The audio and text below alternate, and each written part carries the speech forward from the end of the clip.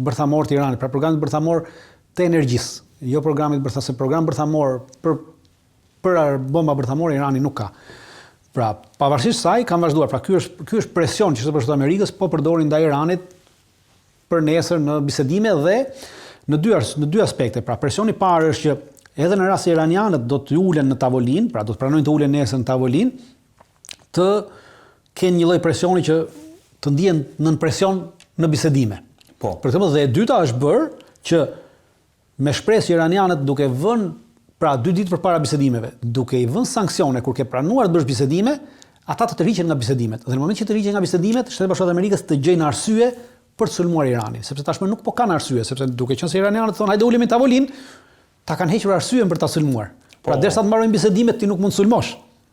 Duan që bisedimet të dështojnë. Duan që bisedimet të dështojnë në mënyrë që të kenë arsyen që iranianët të tërhoqen nga bisedimet, ne ju dha mundësinë, pra ne ju dha mundësinë, shiko ata u tërhoqën, tashmë ne do t'i sulmojmë.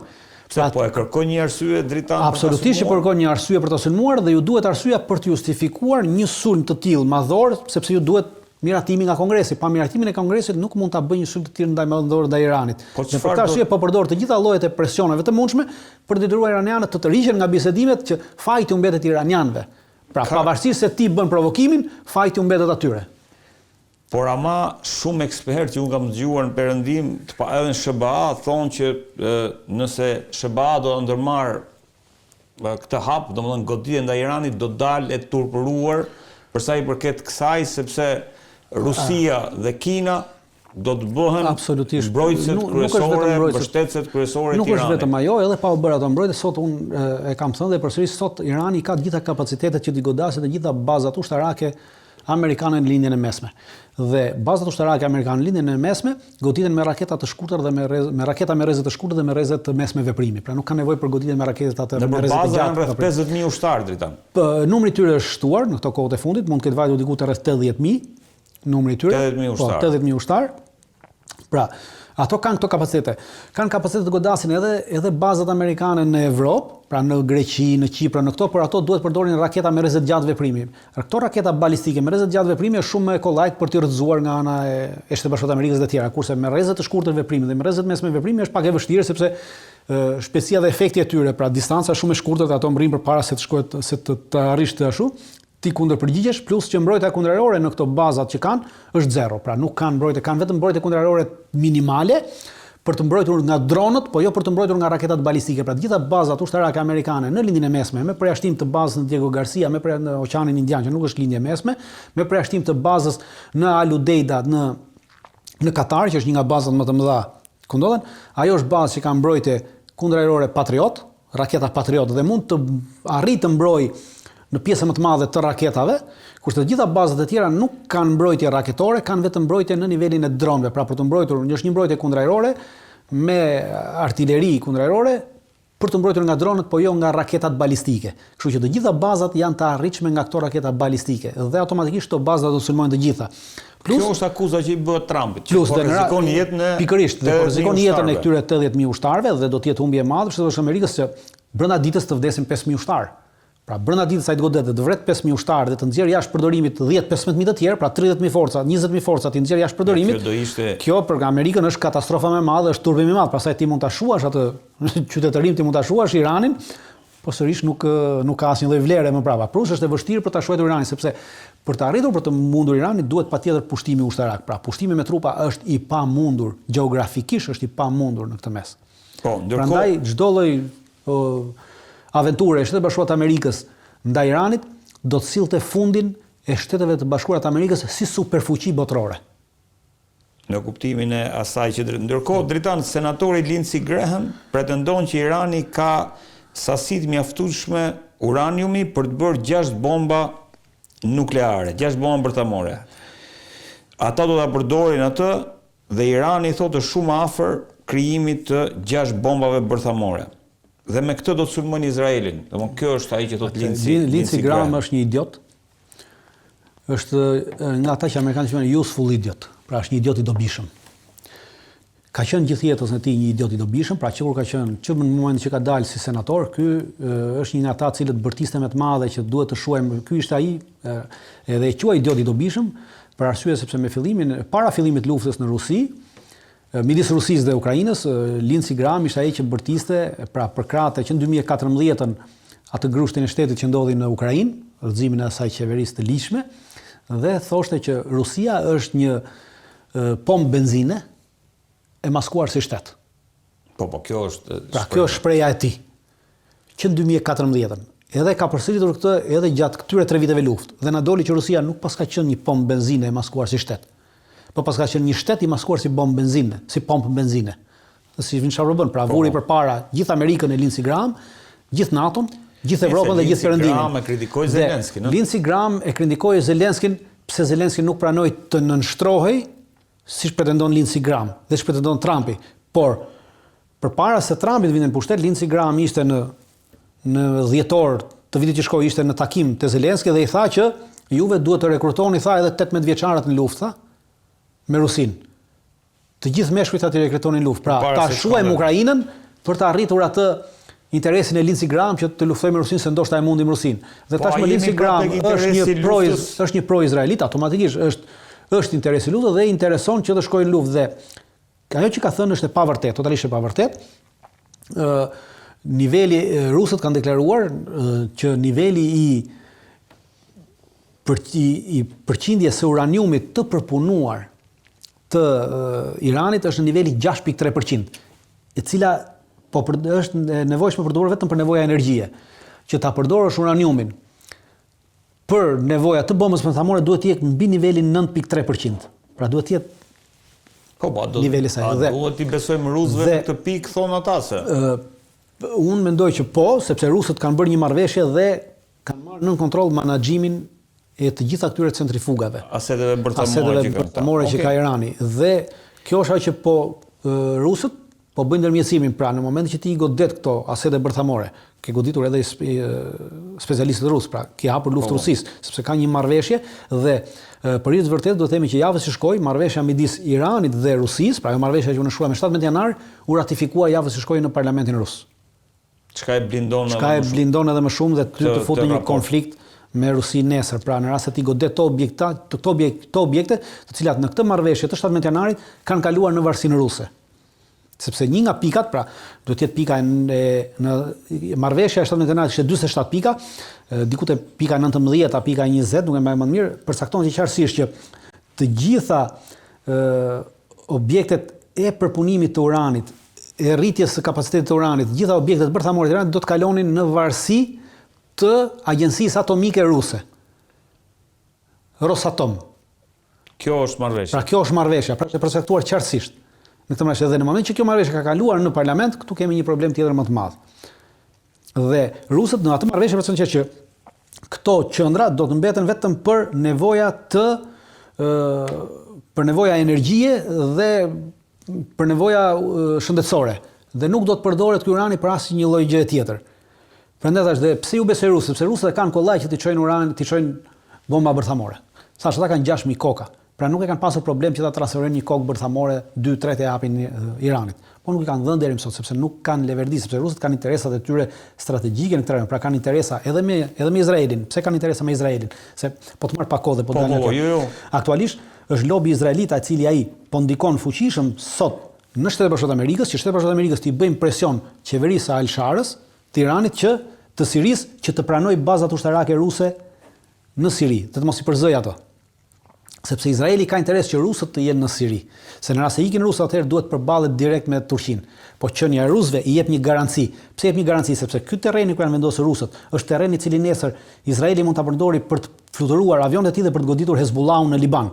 Ndërsa në rast se nesër në Siri do të vendosen totalisht turqit dhe rusët nuk janë atëherë, gjithë ky territor mbetet nën kontrollin e turqëve dhe në kontrollin ajror të turqëve, dhe të raketave turke dhe të radarëve turq. Dhe për të kaluar do të jetë problem, ndërsa kur kalon mbi zonat e kontrolluara nga rusët, nuk mund të hyjnë turqit dhe nuk mund të kërkojnë llogari rusë pse po e lini juve të kalojnë avionin, pse po e lini ju avionët izraelit që të bombardojnë Libanin, të cilët edhe kanë bërë. Pra sa herë kanë bombarduar Libanin e kanë bërë edhe nga këtej. Sepse pra ju duhen patjetër rusët dhe rusët kanë nevojë edhe për izraelitët, pra është e lidhur në mënyrë gjeostrategjike, kështu që Ligjia absolutisht nuk ka për të dhënë bombën bërthamore në këtë pikë. Prandaj kemi këtë ndërthurje Në lindjen e mesme kemi aktualisht një ndërthurje të gjeopolitikës, është bërë si puna e tij gjarë, për që vjen kulash edhe nuk dihet ku i fillon bishti dhe ku i mbaron koka. Dritan, e fundit besoj një nga arsyet që Netanyahu ishte vizitë në Washington ishte edhe që t'i ndalonte Turqisë që të merrte apo si thua t'i kërkonte Shtetet e Bashkuara të Amerikës që mos lejonin furnizimin e Turqisë apo shitjen e avionëve F-35 Turqisë, sepse kjo është sipas tyre, kjo është një armë që përcakton edhe fuqinë nesër në atë territor.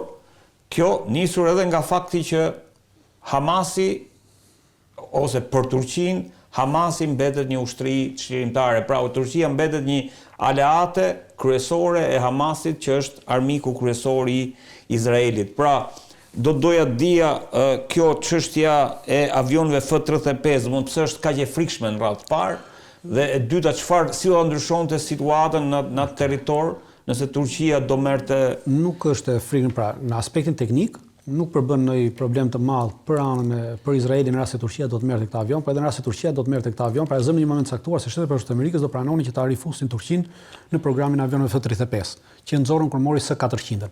Pa mbani mend S-400. Kur mori S-400-ën ruse, po, u bllokua shitja dhe nxorën nga programi i F-35-s. Atëherë për shkak se mund të rrezikonte sekretin do të vim vetëm ta mbajmë mend S-400, se do na duhet disa minuta më vonë. F-35-at që ka sot Izraeli janë F-35-at më të avancuara nga gjithë F-35-at që Amerika i ka shitur vendeve të tjera të botës.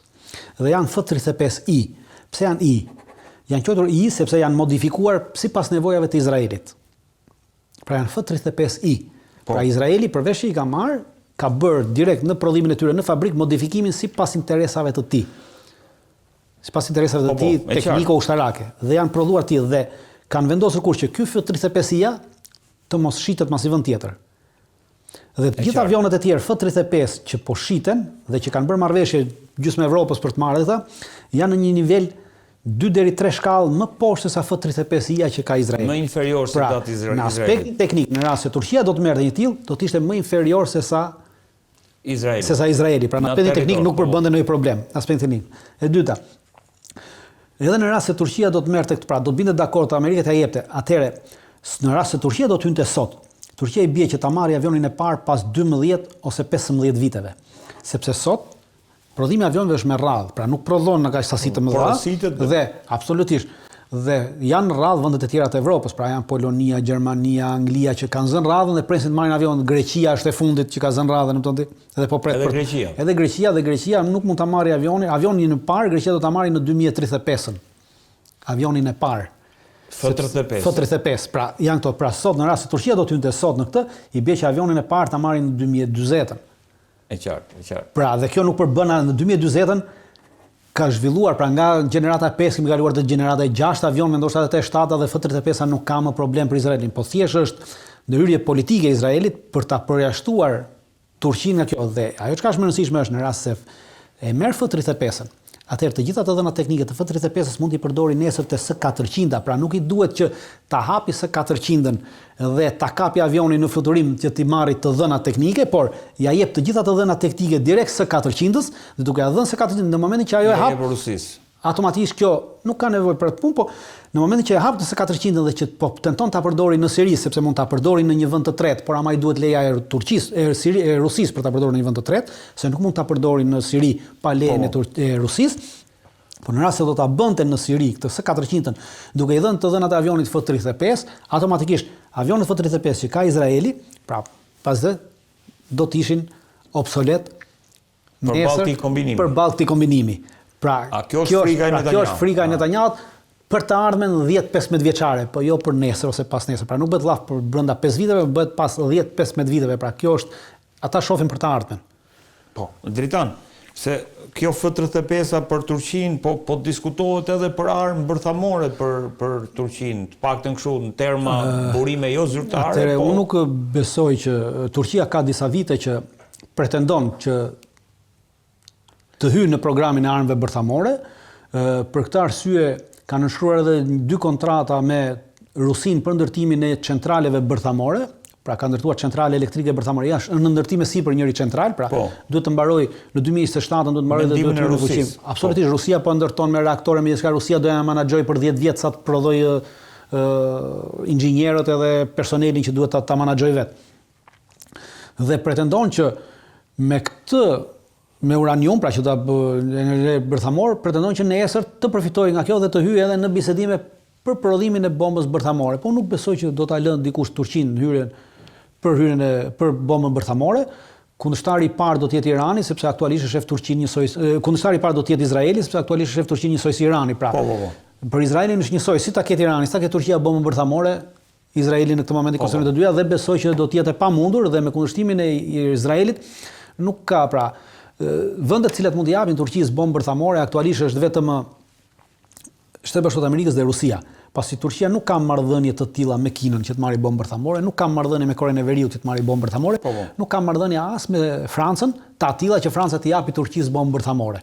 Asnjëherë. Kundrazi. Pra, dhe amerikanët dhe rusët kanë të tilla marrëdhënie me Izraelin që nuk do t'ia jepnin asnjëherë bombë bërthamore Turqisë. Dritan, të falenderoj shumë që të kisha. Faleminderit. Ndërkohë, regjia le të vinë dy të ftuarit e tjerë.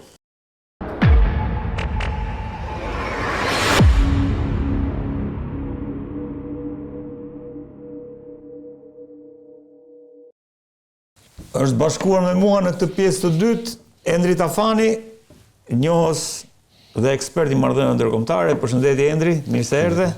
Klejt Gëlliçi, pedagog pranë Universitetit të Tiranës, pedagog i shkencave politike. Klejt, kënaqësi që të kam. Faleminderit.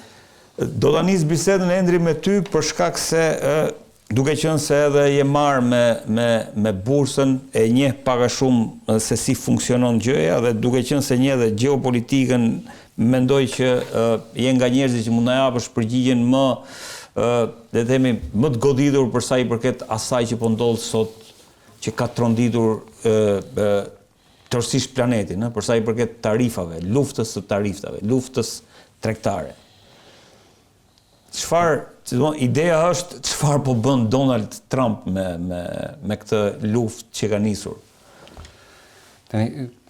Kjo është një ide e vjetër e 1800-s që ka qenë, në të cilën proteksionizmi si praktik është praktikuar nga shumë vende me idenë për të nxitur industrializimin e vendit. Proteksionizëm i cili ka qenë në Evropë, mjafton të kujtojmë bllokadën që i bëri Napoleoni dikur perandorisë britanike për manufakturën, pastaj duke vazhduar me shumë vende tjera, duke përfshirë dhe Japoninë, dhe Japonia ka pasur një periudhë proteksioniste dhe ky lloj mentaliteti pastaj u ngrit si thuash si edhe si shkollë ekonomike, domethënë si teori ekonomike në cilën thoshte për të zhvilluar një industri të caktuar ne duhet vendosim proteksion, pra barriera ndaj të huajve në mënyrë të tillë që t'i japim mundësi biznesit vendas që të zhvillohet. Problemi i kësaj shkolle të ekonomisë është që në çdo rast që është praktikuar ka çuar në dështim. Domethënë një dështim në Amerikë ka pasur në 1830-ën kur vendosën tarifat në ana presidentit amerikan, ka qenë një periudhë tjetër në të cilën në 1890-ën janë vendosur prapë tarifa në ana e presidentit amerikan. Çuditërisht gjithmonë janë republikanët që vendosin tarifa. Dhe në 1890-ën çoi në krizë ekonomike shumë të rëndë, e cila pastaj u tejkaluar në krizën ekonomike e 1929-s, në të cilën pastaj në 1930-ën një president tjetër amerikan prapë vendosi tarifa ndaj botës dhe çoi në depresionin e madh të 1930-31 derisa erdhi Roosevelti në pushtet. Pra historikisht ka paraprir luftrave botërore kjo tarifave. Pikërisht, sa herë ka ndodhur kjo puna, kjo tarifat, domethënë janë vendosur, kanë çuar në recesion dhe kanë çuar në depresion dhe kjo pastaj ka nxitur konflikte sociale, të cilat kanë çuar pastaj në konflikte edhe më të gjëra, konflikte ndërshtetërore. Trump tani po bën të njëjtën gjë me idenë për të zhvilluar biznesin në Shtetet e Bashkuara të Amerikës. Pra, po i rikthehet prapë idesë së tarifave, e cila sipas tij është që do kthej punët mbrapsht në Shtetet e Bashkuara të Amerikës. Gjë që është le të themi që është një teori aq e dështuar aq herë, domethënë sa duket e habishme që ka akoma njerëz që mendojnë që tarifat mund funksionojnë.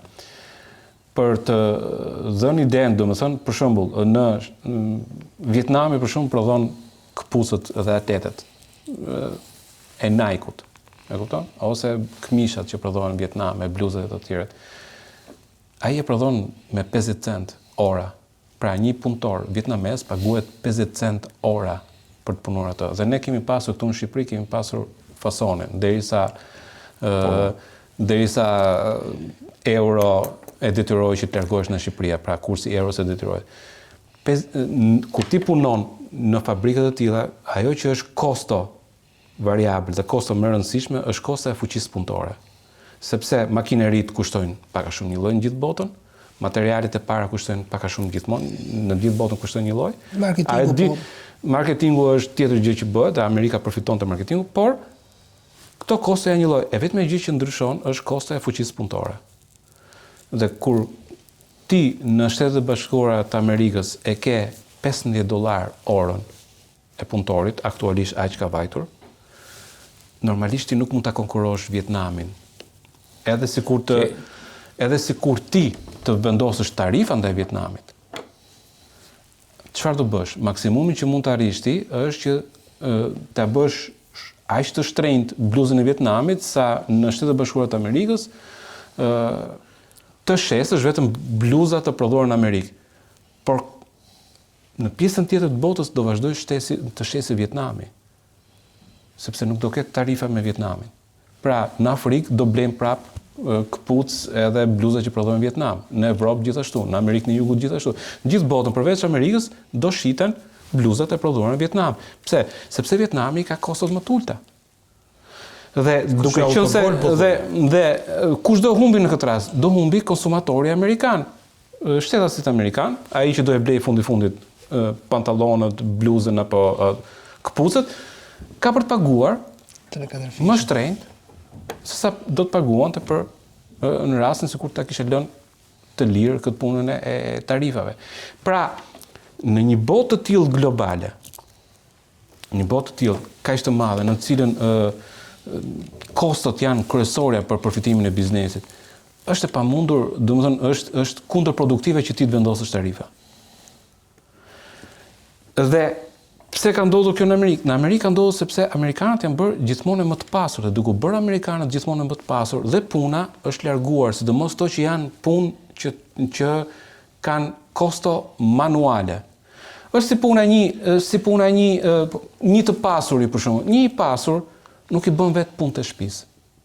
Një i pasur merr një pastruese për të bërë punë të shtëpisë. Që mund të jetë. Dhe kjo është e gjë dhe Shtetet e Bashkuara është një emigrant. Dhe Shtetet e Bashkuara është pikërisht kjo gjë. Shtetet e Bashkuara janë larguar nga puna manuale dhe janë përqendruar në procese teknologjike më të larta, të cilat kanë përfitim më të mëdha. Apple-i, Microsoft-i, Nvidia e gjithë të tjerët janë teknologji e lartë, Tesla. Po edhe Tesla duke futur midis tyre, po janë teknologji e lartë e cila ka përfitim akoma dhe më të madh. Sepse për shembull rroga e një inxhinieri ose inputi që ka inxhinieri në një produkt është $5.000-10.000 në muaj dhe ai mund ta marrë këtë mbrapsht si rrogë, ndërkohë që rroga e një punëtori për të bërë një palë këpucë është gjithmonë. Pra, gjithë to që janë punë të cilat janë manuale dhe me pak përfitim janë transferuar dhe Amerika ka kaluar në një nivel më të lartë, në të cilin ka kaluar në teknologji më të lartë dhe me kosto shërbimesh më të larta në marketing. Dhe deri tani po administron këtë gjë. Tani Trumpi thotë fundi globalizmit ende. Çfarë se po perceptohet kjo goditja apo si më thon kjo loja me tarifat si loja me tarifat është po fundi globalizmit nuk do jetë fundi globalizmit sepse domethënë që të jetë fundi globalizmit do të thotë që secili shtet veproj me kokë të vet edhe të plasë një luftë midis vendeve të tjera. Kjo është fatikisht gjatë dy luftrave. Kjo është fatikisht, shikoj, gjatë luftës për të bërë një kontekst më ndryshe, gjatë luftës së dytë botërore, lufta e dytë botërore, Japonia është futur në luftë sepse Amerika i vendosi sanksione dhe i vendosi sanksione në atë kohë, në 1930 vitet 30. Amerika i vendosi jo vetëm që bëri luftë tregtare nëpërmjet vendosjes së tarifave që përmend në vitet 30, por njëkohësisht i vendosi dhe sanksione ndaj naftës, aluminit, e gjithë tyre që ishin produkte kryesore. Dhe kjo e bëri që Japonia pastaj të kalonte nga një, po themi, në një pushtim i vetëm një zone të Kinës, që ishe plani origjinal, e detyroi që t'ikte në drejtim të Indonezisë edhe të Filipinëve të tjerë për të pasur akses në naftë, për të pasur sukses minerale e gjëra të tjera. Pra e detyroi Japoninë që të shkonte në atë drejtim. Përmes tarifave. Përmes sanksioneve dhe tarifave, domethënë që ka qenë në atë kohë. Dhe kjo e detyroi Japoninë. Bile një nga kërkesat e Japonisë përpara se sulmonte Pearl Harbor ishte pikërisht kjo heqja e sanksioneve për të cilët Roosevelti nuk e pranoi. E kam fjalën këtu që në një botë të tillë është e vështirë që ti të largohesh nga globalizmi, kur pak a shumë në gjithë botën është sistemi kapitalist i prodhimit të tregu i lirë. Është tregu i lirë dhe ka qenë pikërisht Amerika që ka insistuar për tregun e lirë. Teza e Trump është që Amerika është varfëruar nga në gjithë kjo gjë, gjë që nuk është e vërtetë, sepse Amerika si në vitet 80 ishte 25% e produktit botëror.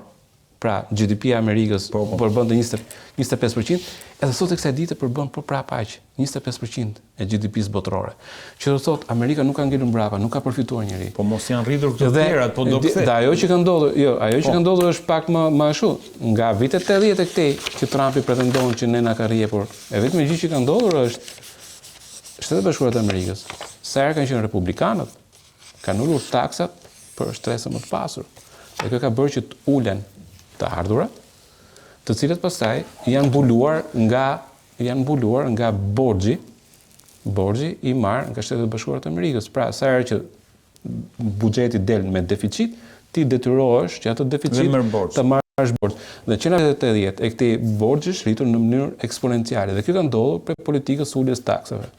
Krejt, së pari si e lexon këtë luftën e tarifave që ka shpallur, luftën tregtare të tarifave që ka shpallur Donald Trump, domethënë sot Kina nga sa ishte 85 e çoi 125 përgjigjen ndaj tarifave të vendosura nga Shtetet Bashkuara të Amerikës.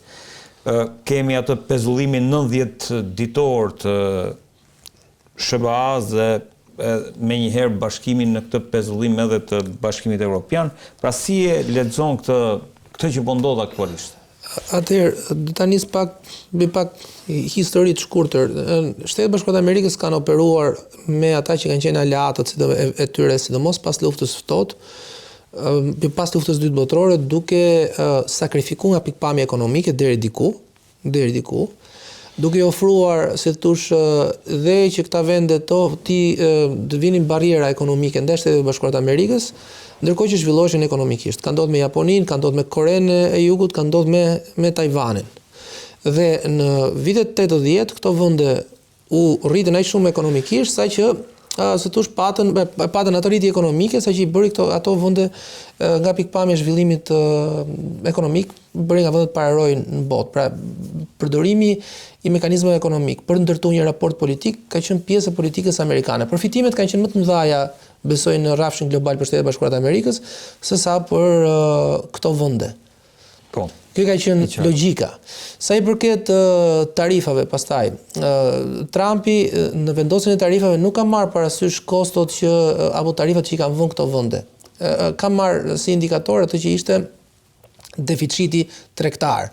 Po me deficit tregtar ti nuk e llogarit dot raportin ekonomik që ke me gjitha vendet, sepse me disa vende deficitin tregtar ke më të madh, me disa tjera ke më të ulët, në varësi edhe të shkëmbimeve që ti bën.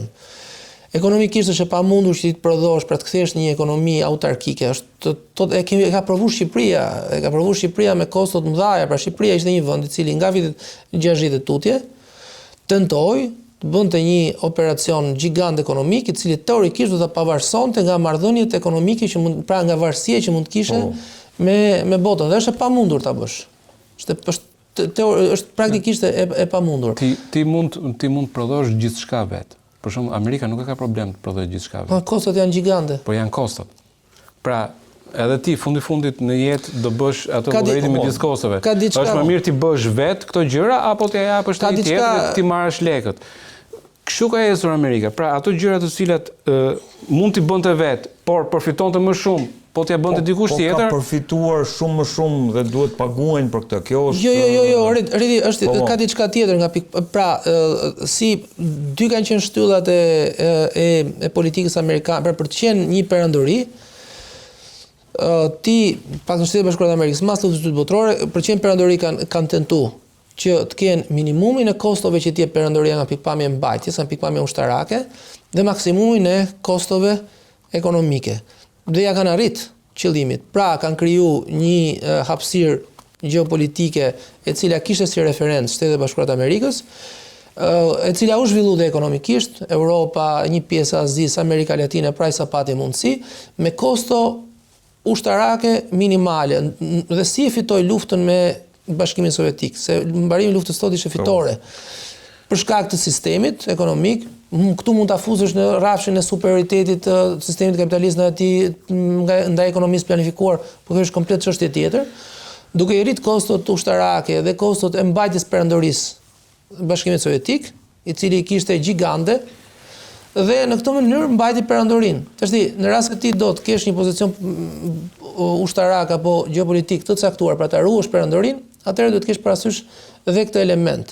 Prishja e kësaj balance të kthehen në një shtet shumë më të vogël nga ai që je, dhe kostot pastaj janë kostot politike, po dhe kostot natyrës ekonomike. Duket që thelbi i goditjes Trumpit është Kina, Klejt. Pra, është përcaktuar qartë se armiku tregtar i Kinës, i SBA-ve është Kina. Çfarë do të thotë kjo? Atëherë, në rast se është Kina, siç e ka ndodhur me rastin se Endri përmendi Vietnamin.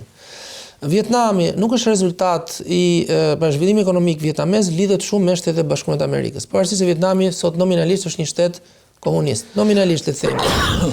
Për shkak të raporteve të ndera ekonomike dhe politike dhe ekonomike të Shtetet e Bashkuara të Amerikës me Kinën,